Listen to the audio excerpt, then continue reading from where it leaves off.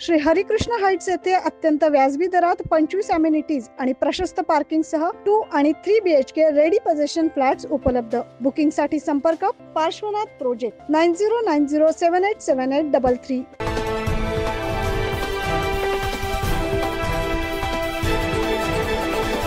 नाशिक मध्ये आज 2 गटात दंगल उसळली। या दंगलीमध्ये दगडफेक करण्यात आली। यामध्ये अनेक नागरिकांना मार लागलाय। त्यांच्यावर नाशिकच्या अपोलो रुग्णालयात उपचार सुरू आहे।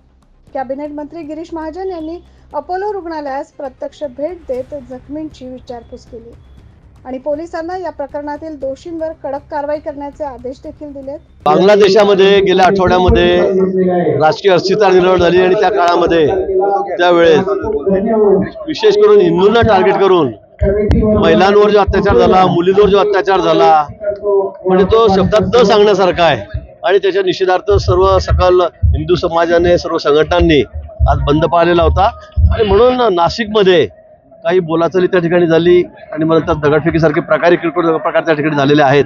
मी पोलीस कमिशनर आहेत, त्यांच्याशी मी त्या ठिकाणी संपर्कात होतो, जिल्हाधिकारी त्यांच्या संपर्कात होतो, पण आता परिस्थिती निवळलेली आहे। पण या निमित्ताने मी सर्वांना विनंती करणार आहे की आपण सर्वांनी जातीय सलोखा ठेवला पाहिजे, शांतता ठेवली पाहिजे। झालेला प्रकार हा अतिशय घृणास्पद आहे आणि आपण भारतीय म्हणून सर्वांनीच त्याचा निषेध केला पाहिजे। त्यामुळे इथे कुठे वादावादी होतोय, दगडफेक होत असे प्रकार होताच कामा नये। आज नाशिकमध्ये सकल हिंदू बांधवांनी पुकारलेल्या बंदला हिंसक वळण लागलं। दुपारी 2 गटात दगडफेक झाली आणि अनेक गाड्यांचे नुकसान देखील झाले।